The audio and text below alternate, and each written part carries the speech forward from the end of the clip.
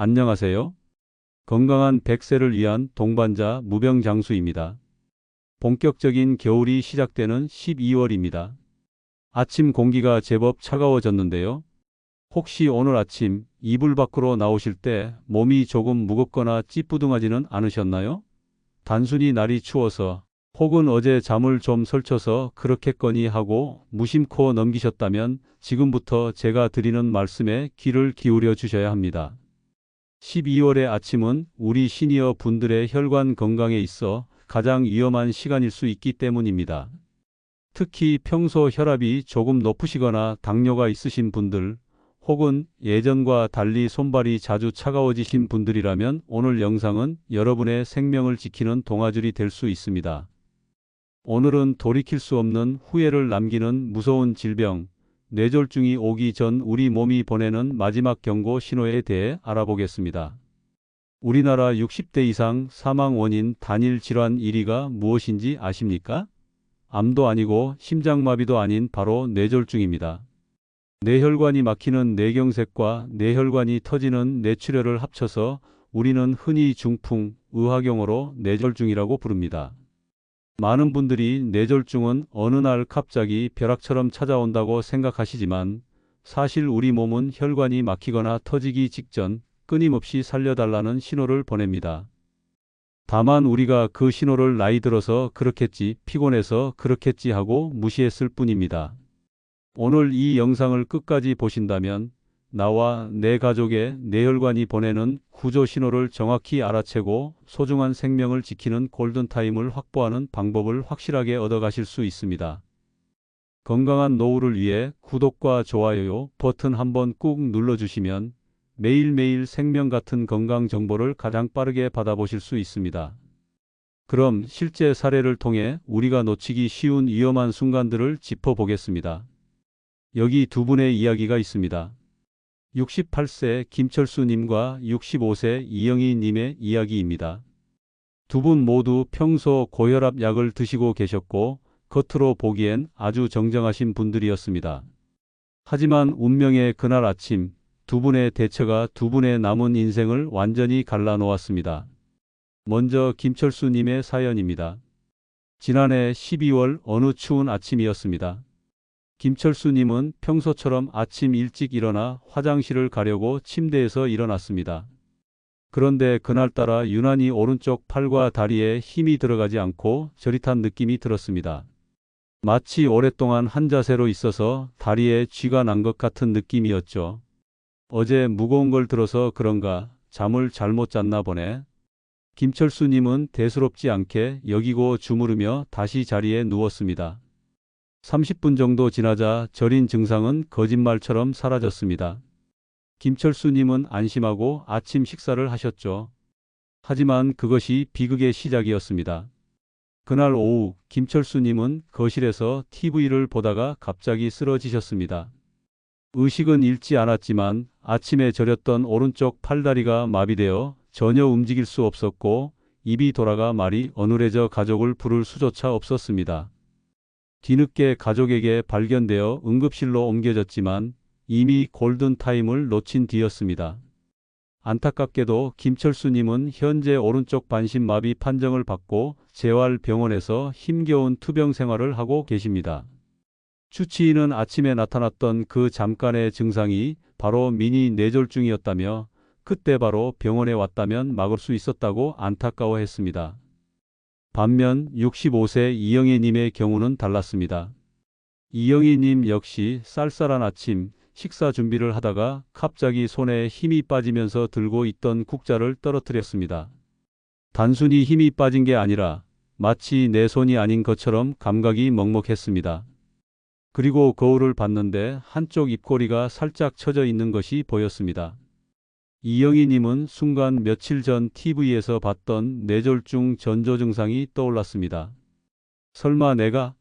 하는 생각이 들었지만 혹시나 하는 마음에 즉시 하던 일을 멈추고 남편에게 119 구급차를 불러달라고 했습니다. 남편은 잠깐 그러다 말겠지, 별난 짓 하지 말아라고 핀잔을 주었지만 이영희님은 고집을 피워 구급차를 탔습니다. 병원에 도착해 검사를 받아보니 뇌로 가는 큰 혈관 하나가 90% 이상 막혀 있는 위급한 상황이었습니다. 아주 미세한 혈류만 흐르고 있어 언제 완전히 막힐지 모르는 시한폭탄 같은 상태였던 겁니다. 다행히 증상이 나타난 지 1시간 만에 병원에 도착한 덕분에 이영희 님은 약물 치료와 간단한 시술만으로 막힌 혈관을 뚫을 수 있었습니다. 현재 이영희 님은 아무런 후유증 없이 건강하게 등산도 다니고 손주들도 돌보며 행복한 노후를 보내고 계십니다. 만약 그때 이영희 님이 남편 말대로 그냥 쉬었다면 어떻게 되었을까요? 상상만 해도 아찔합니다. 두 분의 차이는 단 하나, 내 몸이 보내는 전조 증상을 무시했느냐, 아니면 민감하게 반응하고 행동했느냐의 차이였습니다. 그렇다면 왜 유독 겨울철 아침에 이런 비극이 많이 일어나는 걸까요? 의학적으로 12월과 1월은 뇌혈관 질환 발생률이 가장 높은 시기입니다. 우리 몸은 잠에서 깨어 활동을 시작할 때 교감신경이 활성화되면서 혈압이 자연스럽게 올라가는데 이를 아침 혈압 급상승, 의학용어로 모닝서지라고 합니다. 젊고 건강한 혈관은 이런 변화를 유연하게 받아들이지만 60대가 넘어가면 혈관의 탄력이 떨어지고 혈관벽이 딱딱해져 있는 경우가 많습니다. 여기에 겨울철 차가운 공기까지 더해지면 혈관이 급격히 수축하면서 혈압이 평소보다 훨씬 높게 치솟게 됩니다. 마치 낡은 수도관에 갑자기 높은 수압의 물을 흘려보내는 것과 같죠. 이때 약해진 혈관 부위가 압력을 견디지 못하고 터지거나 좁아진 혈관이 순간적으로 막혀버리는 것입니다. 특히 우리가 주목해야 할 것은 김철수 님이 겪었던 미니 뇌졸중입니다. 정식 명칭은 일과성 뇌허혈 발작인데요. 뇌혈관이 일시적으로 막혔다가 다시 뚫리는 현상입니다. 증상이 나타났다가 짧게는 몇 분, 길게는 24시간 이내에 씻은 듯이 사라집니다. 바로 이것이 함정입니다. 증상이 사라지니까 이제 괜찮구나 하고 안심하게 되는 것이죠.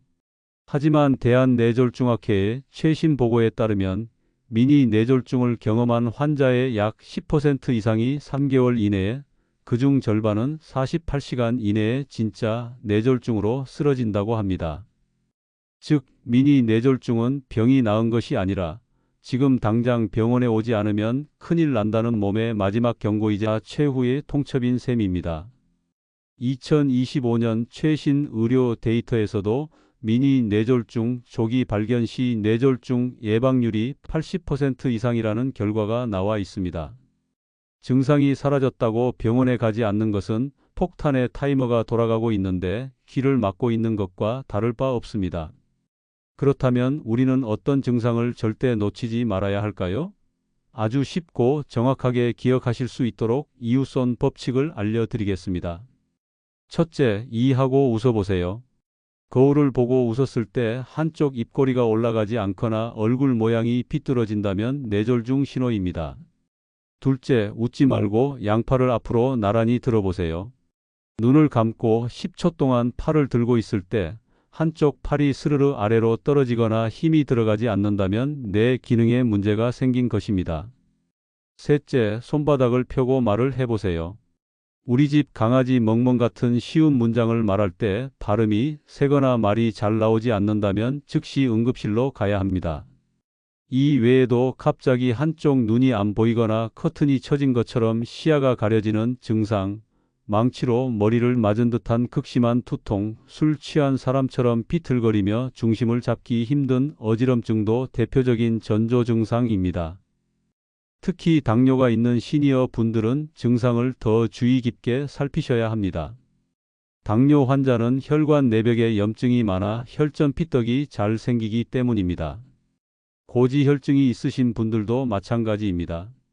피 속에 기름기가 많으면 혈액이 끈적끈적해져서 추운 날씨에 굳기 쉽습니다. 만약 이런 기저질환이 있으신데 아침에 일어났을 때 평소와 다른 두통이나 손발 저림이 느껴진다면 절대 자가 진단하지 마시고 병원을 찾으셔야 합니다. 가끔 체했나 보다 하고 손을 따거나 정신 차리라고 뺨을 때리거나 우황청심환을 드시는 경우가 있는데 이는 골든타임을 갉아먹는 아주 위험한 행동입니다. 특히 뇌졸중으로 삼킴 기능이 마비된 상태에서 우황청심환이나 물을 억지로 먹이면 기도로 넘어가 흡인성 폐렴을 유발하거나 기도를 막아 질식사할 수도 있습니다. 의심 증상이 보이면 아무것도 먹이지 말고 구급차를 부르는 것이 유일하고 가장 올바른 대처법입니다. 뇌졸중의 골든타임은 증상 발생 후 3시간에서 최대 4.5시간입니다. 이 시간 안에 막힌 혈관을 뚫는 혈전용해제를 투여받으면 뇌세포 손상을 최소화하고 후유증 없이 회복할 수 있습니다. 하지만 이 시간을 넘기면 뇌세포가 괴사하여 다시는 되돌릴 수 없는 영구적인 장애를 남기게 됩니다. 1분 1초가 늦어질 때마다 수백만 개의 뇌세포가 죽어나갑니다. 설마 별일 아니겠지 하고 망설이는 그 시간이 남은 여생을 휠체어 위에서 보내게 할 수도 가족들에게 짐이 될 수도 있는 무서운 결과를 초래한다는 사실을 꼭 명심해 주세요. 119 구급대원들은 뇌졸중 전문 치료가 가능한 병원을 실시간으로 파악하고 있으니 자가용보다는 반드시 구급차를 이용하시는 것이 빠르고 안전합니다. 이제 무서운 이야기는 그만하고 오늘부터 당장 실천할 수 있는 뇌졸중 예방 수칙을 정리해 드리겠습니다. 뇌혈관을 튼튼하게 지키고 12월의 위기를 넘기는 방법 어렵지 않습니다. 첫 번째, 기상 직후 보온입니다. 아침에 침대에서 나오기 전 얇은 카디건이나 조끼를 손 닿는 곳에 두었다가 입고 나오세요. 실내 온도가 낮다면 목에 스카프를 두르는 것도 아주 좋습니다. 체온이 급격히 떨어지는 것을 막아 혈압이 튀어오르는 것을 예방해 줍니다. 화장실 가실 때도 맨발보다는 실내화를 꼭 신으세요. 발바닥이 차가운 타일에 닿으면 혈관이 순간적으로 수축합니다. 두 번째, 미지근한 물 한 잔입니다. 자는 동안 우리 몸은 땀과 호흡으로 수분을 많이 배출합니다. 아침에 일어나면 혈액이 가장 끈적끈적한 상태죠. 이때 마시는 미지근한 물 한 잔은 혈액의 점도를 낮춰 혈액순환을 돕는 최고의 보약입니다. 찬물은 혈관을 수축시키니 피하시고 체온과 비슷한 미지근한 물을 천천히 드세요. 세 번째는 무리한 새벽 운동 금지입니다. 겨울철 새벽 운동은 뇌졸중으로 가는 지름길입니다. 해가 뜨고 기온이 좀 오른 뒤에 모자와 목도리로 무장하고 나가시거나 되도록 실내에서 가벼운 스트레칭을 하는 것으로 대체하시는 것이 좋습니다. 건강 챙긴다고 나갔다가 병 얻어 온다는 말이 겨울철 새벽 운동에 딱 맞는 말입니다. 사랑하는 무병장수 가족 여러분, 건강은 건강할 때 지키라는 말이 있죠. 하지만 뇌졸중만큼은 증상이 나타났을 때 얼마나 빨리 대처하느냐가 건강을 되찾느냐 마느냐를 결정합니다. 오늘 말씀드린 이웃손 이하고 웃기, 웃지 말고 팔들기, 손바닥 펴고 말하기 꼭 기억해 주세요. 그리고 아침에 일어났을 때 평소와 다른 느낌이 든다면 절대 참지 마세요. 병원에 갔는데 별일 아니면 다행인 것이고 만약 뇌졸중이었다면 생명을 구한 것입니다. 유난 떤다는 소리 듣는 것이 평생 후회하는 것보다 100배, 1000배 낫습니다. 우리 시니어 여러분들이 100세까지 내 발로 걷고 맑은 정신으로 사랑하는 가족들과 웃으며 지낼 수 있도록 저 무병장수가 늘 곁에서 돕겠습니다. 오늘 영상이 도움이 되셨다면 주변 친구분들과 가족들에게도 공유해 주세요. 소중한 사람의 생명을 살리는 일이 될 수도 있습니다. 다음 시간에도 여러분의 건강을 지켜드릴 알찬 정보로 찾아오겠습니다. 구독과 알림 설정 잊지 마시고 오늘도 무병장수하는 하루 보내세요. 감사합니다.